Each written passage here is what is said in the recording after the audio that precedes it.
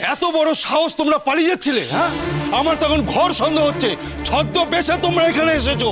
ছদ্মবেশ? কিসের ছদ্মবেশ বাবু? বাবু কি বলছেন আপনি? আমরা তো কিচ্ছু বুঝতে পারছি না। তোমাদের বাড়ির ঠিকানা দাও, কাল তোমাদের বাড়িতে যাব। যদি দেখি যে ঠিকঠাক বলেছো তো এখান থেকে ছাড়া পাবে, আর যদি দেখি যে ভুল ঠিকানা দিয়েছো তাহলে এখানেই বন্দী হয়ে থাকতে হবে। আর তারপর বাবু আমরা গরিব মানুষ, আমাদেরকে অবিশ্বাস করবেন না বাবু। হ্যাঁ বাবু, আপনার যদি মনে হয় আপনি যান, কালকে দেখে আসেন। আমরা যা বলেছি সব সত্যি, একটাও মিথ্যা কথা বলিনি বাবু, সত্যি। আমি যাব? আমার কি ছেলেপুলের অভাব আছে? সেসব নিয়ে তোমাদের চিন্তা করতে হবে না। তোমরা পালিয়ে যাচ্ছিলে, আর শোনো ওই ডাক্তারের কাছে যাওয়াটাও না সব মিথ্যে কথা, সব মিথ্যে। না বাবু না, বিশ্বাস করেন পেটে খুব ব্যথা করছিল। তোমাকে প্রথম থেকেই বলেছিলাম আমার এদের ওপর সন্দেহ হচ্ছে। ওই ফিরে ফিরে বাইরের ঘরটার দিকে যায় আর উকি ঝুঁকি মারে কেন? তোমাদের তো বারণ করা হয়েছিল, আর অন্য কেউ হলে ওদিকে তাকাতোই না। আর এদের কেন ওই ঘরের দিকে আকর্ষণ বলো তো? হ্যাঁ, তুমি তো কোনো গুরুত্বই দিলে না। আমাকে বলেছিলে যে ওরা নাকি গ্রামের সিধে সাদা মানুষ। দেখেছো, গ্রামের সিধে সাদা মানুষকে একদম পালাতে যাচ্ছিল। ওদের যদি এতই পয়সার দরকার তো ওরা পালাবে কেন?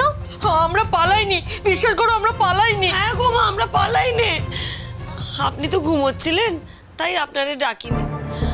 ওই ডাক্তারখানায় যাচ্ছিলাম, পেটে বড্ড ব্যথা করছে তো একটু ওষুধ নিয়েই চলে আসতুম। কোন ডাক্তারকে চেনো তোমরা এখানে? ওই যে একটা ওষুধের দোকান ছিল না, ওখানেই তো ডাক্তার বসে। তোমরা তো এদিকে একদিনই এসেছো, তাহলে কি করে জানলে যে ওইদিকে ওষুধের দোকান আছে? যেদিন আপনারা আমাদের নিয়ে এলেন সেই দিন আসার সময় তো দেখেছিলাম ওই ওষুধের দোকানটা। এত কাণ্ড কেন করতে গেলে? ওকে ডেকে তুললে তো বলে দিত। তোমরা যাই বলো না, তোমাদের কোনো মুখের কথা আমি বিশ্বাস করছি না। এই শোনো, এদের একদম ছাড়বে না। একটা ঘরে একেবারে আটকে রেখে দাও, দুটো তালা মেরে, আর বাড়ির চারিদিকে পাহারা বসাও পাল্টে পাল্টে, বুঝলে? এরা তোমার সর্বনাশ করে ছাড়বে, আমি বলে রাখলাম। হ্যাঁ, আর আমার এই ভালো কথা যদি তোমার কানে না ঠোকে তাহলে কিন্তু তুমি পস্তাবে। এই আগে যেমন পস্তেছো আমার কথা না শুনে, তুমি এইবারও পস্তাবে। হ্যাঁ মা, মা আপনাদের পায়ে পড়ি মা। দেখাবো হচ্ছে, দেখাবো। যাও চুপ করে থাকো, যাও চুপ করে থাকো। আমার কথাটা একটু শোনেন না বাবু, আমরা খারাপ লোক নই গো। ও বাবু, বাবু আমাদের ঘরে বন্ধ করে রাখবেন না। ও বাবু আপনাদের পায়ে পড়ে। আরে ঘরে বন্ধ করে রাখলেই বা কি, ভালোই তো, কাজ করতে হবে না। কে বললো বাবু আমরা কাজ করতে চাই না?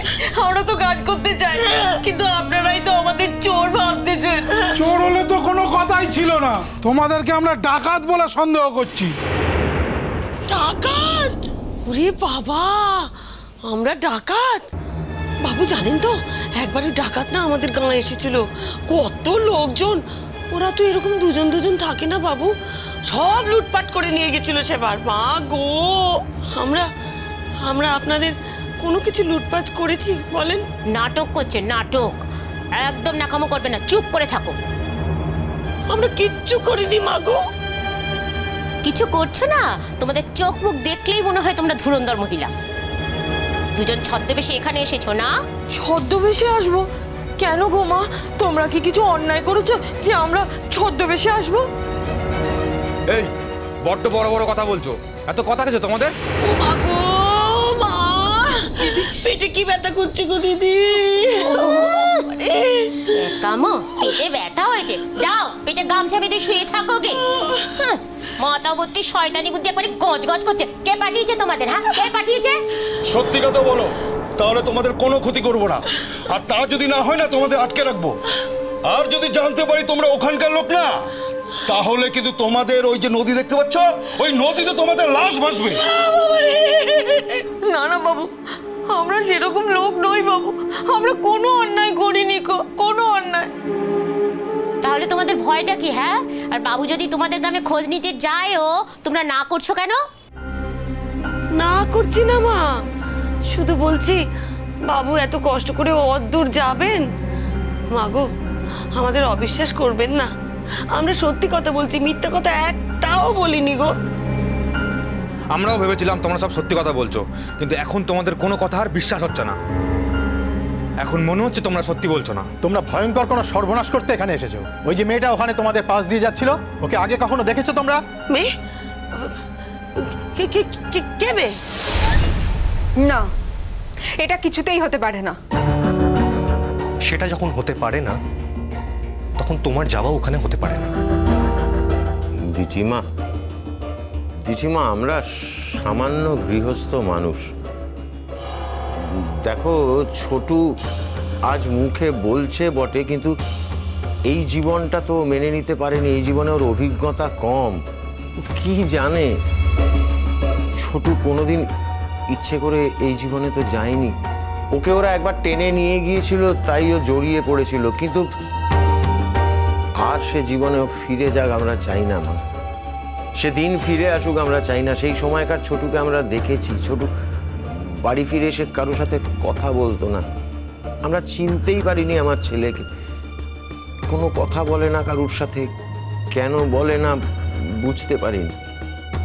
পরে অবশ্য বুঝেছি যে ওই জীবনটার সাথে মানিয়ে নিতে পারতো না বলেই ও আর কারোর সাথে কথা বলতো না।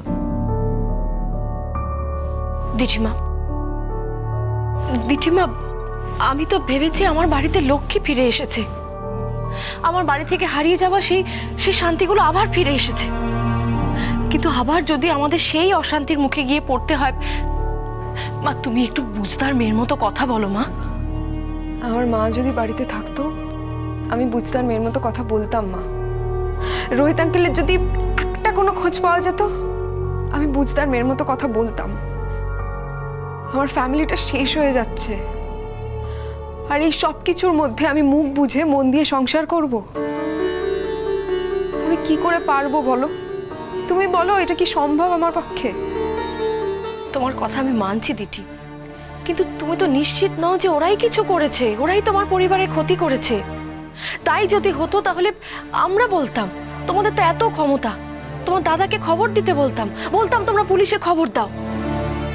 আচ্ছা, তোমার দাদাকে কি এখনো বলা যায় না? মানে তুমি তোমার সন্দেহের কথাটা জানাও তোমার দাদাকে। এক্স্যাক্টলি। নয় তুমি আমাকে ছাড়ো, আমি ওদের কাছে গিয়ে সারেন্ডার করি, সোজাসুজি ওদেরকে বলি যে আমি চাকরি করব না, ওদের সঙ্গে ওদের দলেই কাজ করব। আর না হলে তুমি তোমার সন্দেহের কথা তোমার দাদাকে জানাও। দিদি দেখো, এখান থেকে যে কাজটা করা সহজ না, সেটা কিন্তু কলকাতা থেকে করা সহজ।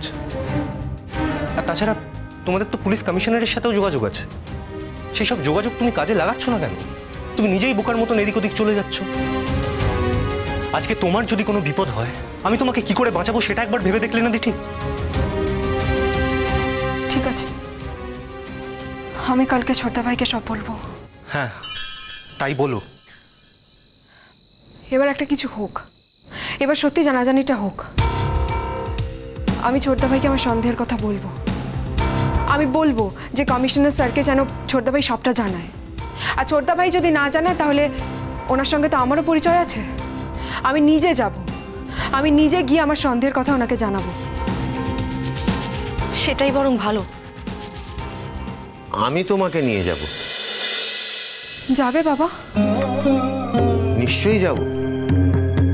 তুমি তোমার মাকে খুঁজে পাচ্ছ না, এতদিন হয়ে গেল তোমার রোহিত আঙ্কেলের কোনো খোঁজ নেই। দেখো দেখো, তোমার মনের এই অবস্থাটা আমি বুঝতে পারছি মা। আমি যাব, আমি নিশ্চয়ই তোমার সাথে যাব, তোমাকে নিয়ে যাব। তুমি চলো চলো, কাল সকালেই আমরা কমিশনার সাহেবের কাছে যাই। তবে তার আগে তুমি তোমার দাদাকে সবটা বলো। দিঠিমা, তুমি একদম চিন্তা করো না, আমার কথাটা একটু শোনো, সব ঠিক হয়ে যাবে মা। তুমি দেখো, আমরা একসময় অনেক দুঃখ কষ্টের মধ্যে দিয়ে দিন কাটিয়েছি। আমি আমার বড় ছেলেকে হারিয়েছি, আমার ছেলেকে আমি আর কোনোদিন ফিরে পাবো না মা। কিন্তু কিন্তু আমার একটা দিক যেমন গেছে, তেমনি তেমনি আমার আরেকটা দিক ফিরেও তো এসেছে। ঈশ্বরের উপরে ভরসা রাখো মা। আজ আমার ছোটটা চাকরি পেয়েছে। আমার যেমন একটা দিক খারাপ হয়েছে, তেমনি ভালোও তো হয়েছে। তুমি আমার কথা শোনো মা, বিভ্রান্ত হয়ে এদিক ওদিক যেও না। মানুষ যখন পথ খুঁজে পায় না, তখন ঈশ্বরই তাকে পথ দেখায়। তুমি একটু ঈশ্বরের উপর ভরসা রাখো, তুমি আর ওদের ওদের কাছাকাছি যেও না, সামনাসামনি কাছাকাছি আর যেতে যেও না মা। তুমি আমার কথাটা একটু ভরসা রাখো, সব ঠিক হয়ে যাবে দেখো। আর এখন তোমার যা করার, তোমার মনে যা আসছে, যা করার তুমি দূর থেকে করো, সামনাসামনি কাছাকাছি একদম যেতে যেও না মা। আচ্ছা দিঠি, ওদের কারোর সঙ্গে দেখা হয়েছিল? হয়েছিল। সর্বনাশ, ওরা কে কি বললো? ওরা আমায় জিজ্ঞেস করছিল যে আমি ওখানে কেন। আমি বলেছি আমার একটা কল ছিল।